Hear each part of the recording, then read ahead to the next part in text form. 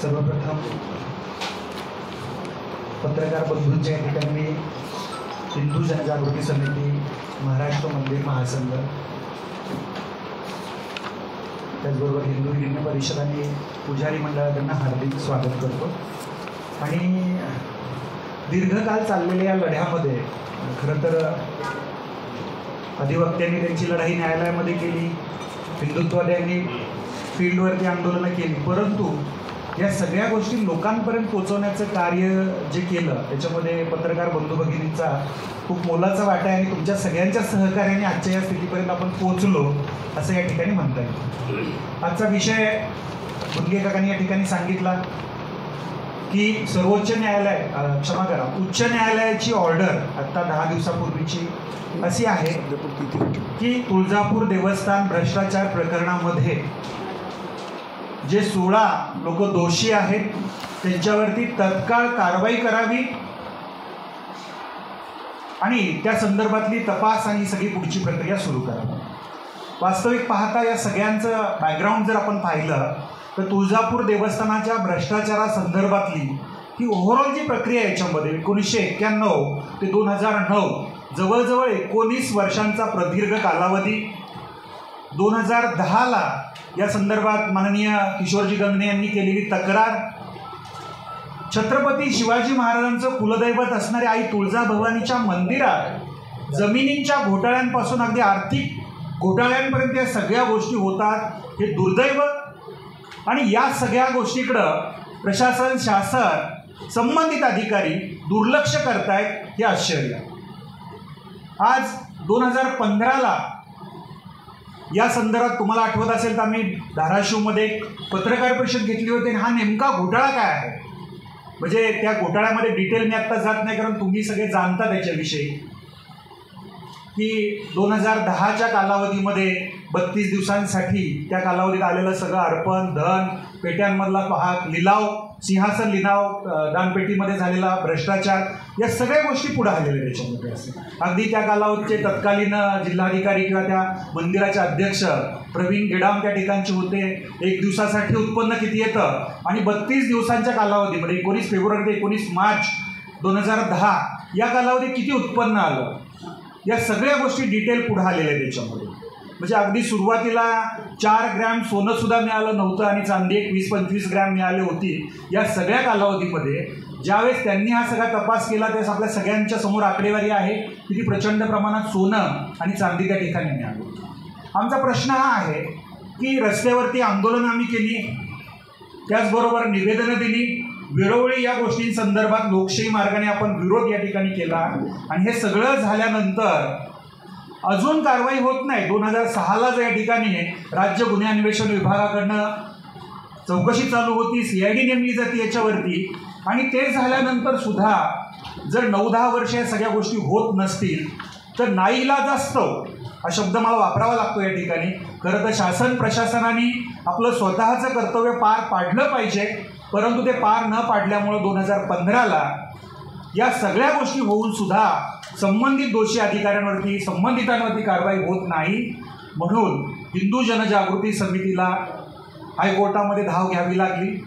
आमचे अधिवक्ता पूजनीय ॲडव्होकेट कुलकर्णी सर, या केसमधले दुसरे अधिवक्ता ॲडव्होकेट देशपांडे सर आणि त्यांच्या सगळ्या टीमनं या संदर्भात अगदी निकडीची लढाई केली. याच्यामध्ये 2015ला जस पहिली PI दाखल झाली, चौकशी या संदर्भात झाल्यानंतर पूर्णपणे यात दोषी आढळलेल्या अधिकाऱ्यांवरती कारवाई करावी या पद्धतीने पुढचा भाग सुरू झाला. म्हणजे त्याच्यामधली रक्कम वसूल करावी, फौजदारी गुन्हे दाखल करावेत, विश्वस्त, ठेकेदार आणि जे कोणी सरकारी कर्मचारी असतील या सगळ्यांची हकलपट्टी करावी, अशा प्रकारचा भाग या सगळ्या अहवालातनं पुढे आला होता.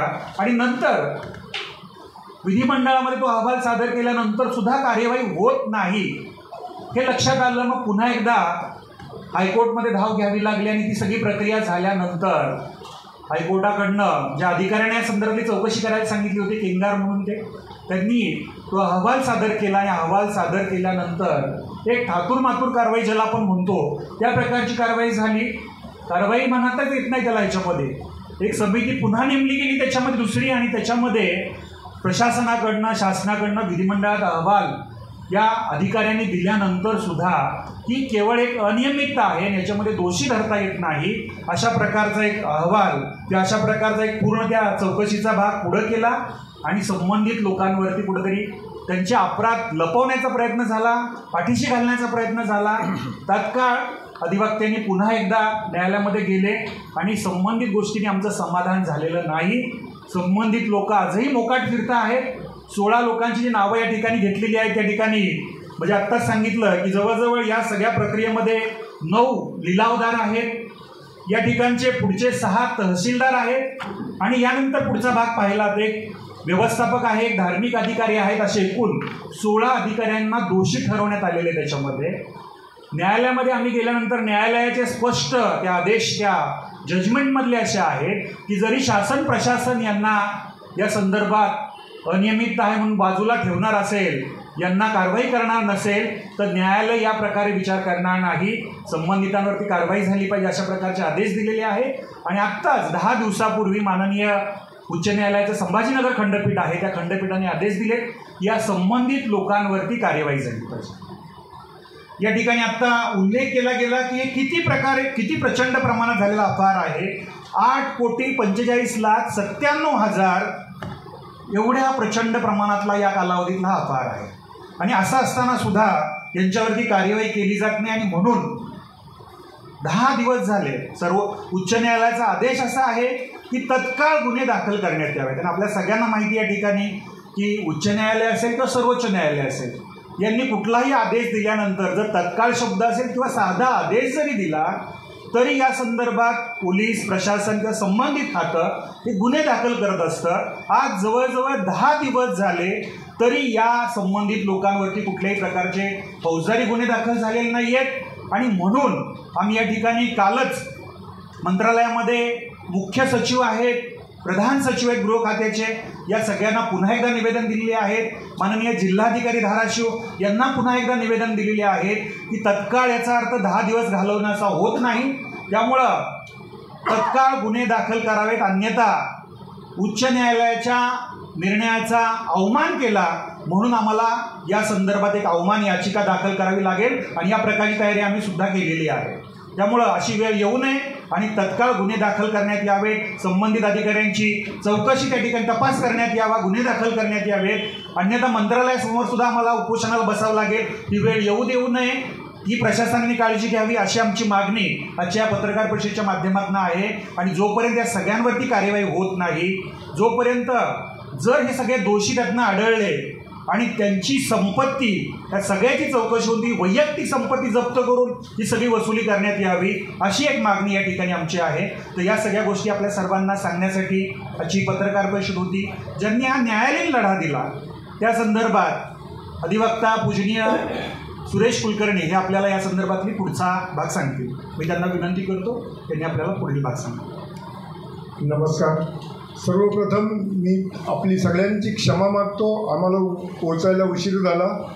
मी सुरेश मधुसूदन कुलकर्णी हिंदू विधिज्ञ परिषदेच्या माध्यमातून न्यायालयीन लढा धर्मकार्याचं सेवा करतो।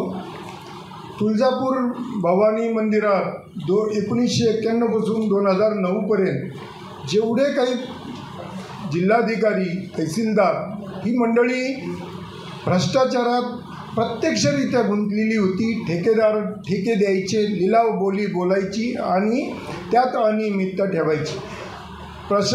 तुळजापूर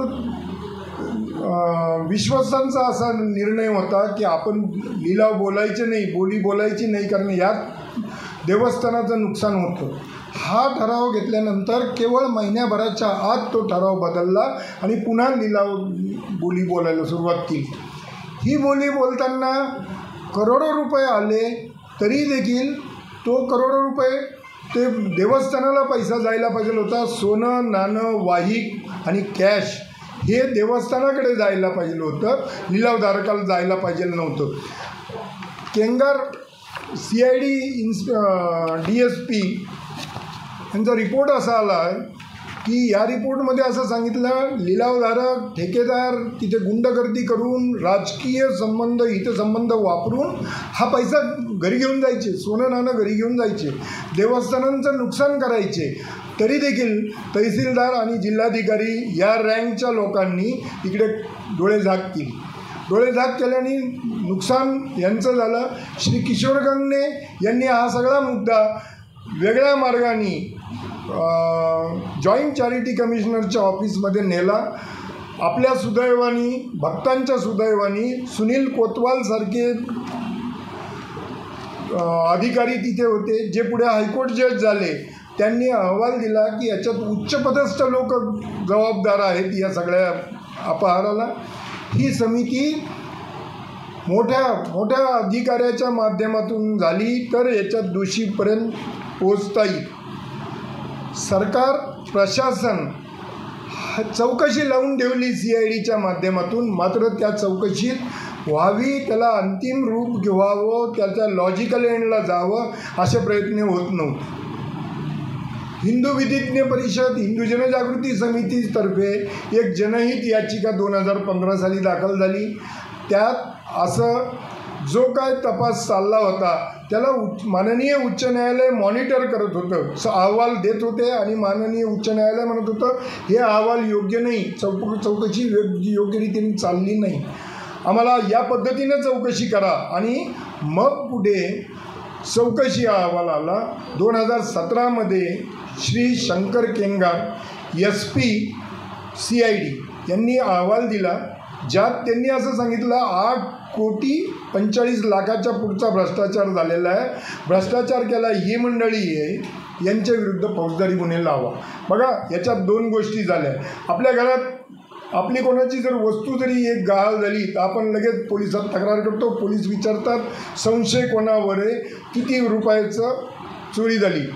इथे दिसतंय 8.5 कोटीचं नुकसान झालं आहे. 8.5 कोटी मिसअप्रोप्रिएट करण्यात कोण जबाबदार आहे? ह्या 16 व्यक्ती जबाबदार आहेत. हे सर्व माहिती असताना ना FIR होतात ना रिकव्हरी होते. माननीय उच्च न्यायालयात परत एकदा जनहित याचिका फौजदारी स्वरूपाची करण्यात आली होती आणि त्याला प्रचंड असा विरोध करण्यात आला होता. कारण जे उच्चपदस्थ यात अडकलेले आहेत ते, मी परत एकदा आपल्याला सांगतो, ते इन्फ्लुएन्शियल लोक आहेत. त्यांची प्रशासनात फार मोठी ताकद त्यांच्या मागे आहे.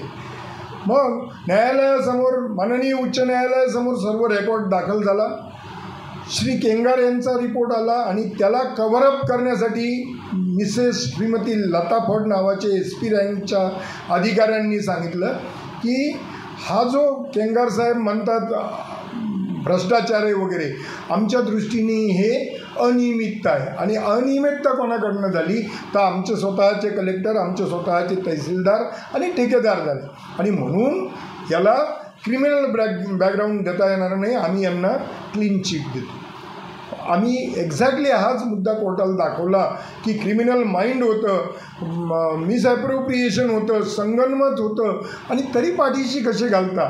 माननीय उच्च न्यायालयाने युक्तिवाद स्वीकारला आणि माननीय उच्च न्यायालयाने सांगितलं की प्रशासन एकामेकाला वाचवण्यासाठी किंवा केवळ प्रशासकीय अधिकाऱ्यांनी भ्रष्टाचार केला, तुम्ही त्यांना वाचवण्यासाठी तुम्ही एकामेकात संगनमत करू शकता, न्यायालयाकडे डोळेझाक करू शकत नाही. We will take this to a logical end असं सांगितलं की शंकर केंगार नावाच्या CIDच्या SP रँकच्या अधिकाऱ्यांनी पहिला अहवाल जो दिला that should be treated as FIR आणि तात्काळ गुन्हे नोंदवा. तात्काळचा अर्थ असा 9 मे रोजी ऑर्डर झाली. 9 मेला जर ऑर्डर झाली तर तात्काळचा अर्थ लगेच FIR दाखल करणे असा अपेक्षित होता. कदाचित प्रशासन आज आणि पोलीस आजही त्यांना पाठीशी घालू इच्छितं आणि म्हणून FIR दाखल झाले नाही आहेत. सुनीलदादा घनवटनी सांगितलं की यांनी सगळीकडे निवेदनं दिले. आम्ही या अवमान याचिका दाखल करतो आहे की हे जाणीवपूर्वक यांना पाठीशी घालण्यासाठी विलंब होतो आहे. एक मुळातच हे प्रकरण 20 वर्षापूर्वीचा भ्रष्टाचार आहे, त्याच्यामुळे जितका विलंब होईल तितकं त्यांना फायदेशीर आहे. हा एक भाग झाला. दुसरा भाग असा की 2 चौकशा नेमल्या होत्या, दोन्ही चौकशीत 8.5 कोटी रुपयाचं भ्रष्टाचार झाला हे आलं. दुर्दैवाने रिकव्हरी पॉईंट काही झालेलं नाही आहे. रिकव्हरीबाबत आम्हाला अनुकूल हुकूम मिळाला नाही. माननीय उच्च न्यायालयाचा रिकव्हरीचा भाग जो राहिला त्यासाठी आम्ही सर्वोच्च न्यायालयात याचिका करतो आहे. मी आपल्या सर्वांना विनंती करतो की आपण सर्वांनी हा मुद्दा इथे लावून धरला होता म्हणून कदाचित एवढ्या चांगल्या पदाच्या अधिकाऱ्यांनी चौकशी केली आणि एक चांगला अहवाल आला होता. मी परत आपल्याला विनंती करेल की आपणही याला प्रसिद्धी द्या. भ्रष्टाचारी लोकांचे नावं आहेत, भ्रष्टाचार कोणी केला ते आहे. आपण सर्व मिळून दोषींच्या विरुद्ध कारवाई व्हावी यासाठी प्रयत्नशील राहील. मी आपल्या चरणी कृतज्ञता व्यक्त करतो. नमस्कार. तुळजाभवानी मंदिर संस्थांमध्ये घोटाळ्याची या ठिकाणी मालिकाच चालू आहे. असे विविध प्रकारचे अनेक घोटाळे तर आपल्यासमोर मांडलेले आहेत यापूर्वी आणि आपण याला प्रसिद्धी दिलेली आहे. गेल्या ही सिंहासन दानपेटीच्या प्रकरणामध्ये गेल्या 15 वर्षापासून हा लढा कायम चालू आहे. पण सरकारकडून सुद्धा या ठिकाणी विश्वस्तांना वाचवण्याचा उद्योग या ठिकाणी चाललेला आहे. या ठिकाणचे सर्व जिल्हाधिकारी असतील, डिप्टी कलेक्टर असतील, तहसीलदार असतील, नगराध्यक्ष आहेत, एकमेव आमदार सदस्य आहेत ते मधुकरराव चव्हाण, हे सगळे विश्वस्तांना वाचवण्याचं एकमेकांनी सहकार्य करून आज महाराष्ट्राचे चोख निवडणूक आयुक्त आहेत ते सुद्धा ह्याच्यामध्ये दोषी आहेत. असे वरिष्ठ पदावर बसल्यामुळे या प्रकरणामध्ये अडथळा निर्माण होत आहे आणि गुन्हे दाखल करण्यात आलेले नाही. या ठिकाणी पोलीससुद्धा बागेची भूमिका घेत आहे. पोलिसांचं या मंदिराच्या अनेक प्रकरणामध्ये आपल्याला बघितलेलं आहे. एक वर्षभर आरोपी फरार असतात पण उस्मानाबाद पोलिसाला ते आरोपी इथे फिरत असताना सुद्धा दिसत नाहीत. हे अधिकाऱ्यांकडून चाललेली फसवाफसवी चालणार नाही. या ठिकाणी आता पोलिसाच्या विरोधात या प्रकरणामध्ये आम्हाला जनआंदोलन करावं लागणार आहे. लवकर या ठिकाणी जर आरोपींना लवकर तात्काळ गुन्हे दाखल करून अटक नाही झाल्यास या पोलिसांच्या विरोधात जनआंदोलन उभा केले जाईल.